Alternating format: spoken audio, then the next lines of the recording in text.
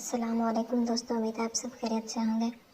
جیسا کہ آپ جانتے ہیں، ہم نبی اکرم صلی اللہ علیہ وسلم کی زندگی کے بارے میں کتاب حیات الطیبہ پڑھ رہے ہیں، اور آج ہم پڑھ رہے ہیں قبلہ کی تبدیلی، یعنی بیت المقدس سے بیت اللہ تک۔ اب تک اسلام کا قبلہ بیت المقدس تھا، مسلمان اسی کی طرف منہ کر کے نماز پڑھتے تھے۔ بیت المقدس کا تعلق یہودیوں سے بہت ہی قریب تھا، یہودی بھی اسی طرف منہ کر کے نماز پڑھتے تھے۔ شعبان 2 ہجری کا واقعہ ہے کہ عین نماز کی حالت میں قبلے کو بدلنے کا حکم نازل ہوا، اور اب بیت المقدس کے بدلے کعبے کو مسلمانوں کا قبلہ قرار دیا گیا۔ چنانچہ حضرت صلی اللہ علیہ وسلم نے عین نماز کی حالت میں اپنا رخ بیت المقدس کی طرف سے بدل کر کعبے کی طرف کر لیا۔ یہ واقعہ تاریخ اسلامی کی تاریخ میں بڑا اہم تھا۔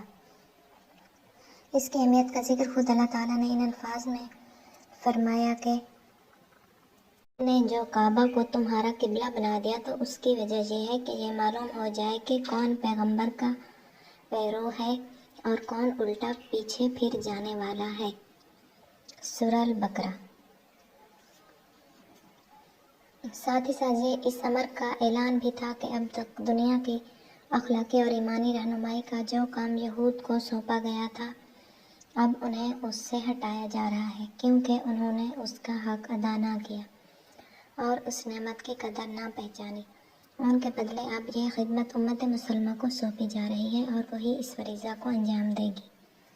اس واقعہ کا اثر یہ پڑا کہ بہت سے لوگوں کا جن کے دلوں میں ایمان نے جگہ نہیں پائی تھی، پردہ فاش ہو گیا، اور انہوں نے رسول اللہ صلی اللہ علیہ وسلم کے اس کام پر سخت نکتہ چینی کی، اور یہ واضح ہو گیا کہ ان کا مقام اسلامی جماعت میں کیا ہے۔ اس طرح بہت سے دودلے مسلمان اسلامی جماعت سے الگ ہو گئے، اور بڑی حد تک جماعت ایسے ناکارہ لوگوں سے پاک ہو گئی۔ آج کی ہماری یہ ویڈیو یہاں پر ختم ہوتی ہے۔ ویڈیو پسند آئی تو لائک کر لیں، اگر چینل کو سبسکرائب نہیں کیا تو سبسکرائب کر لیں تاکہ اسلامی کتابوں کی تمام ویڈیوز آپ تک پہنچتی رہیں۔ ہم ملتے ہیں اگلی ویڈیو میں، تب تک کے لیے اللہ حافظ۔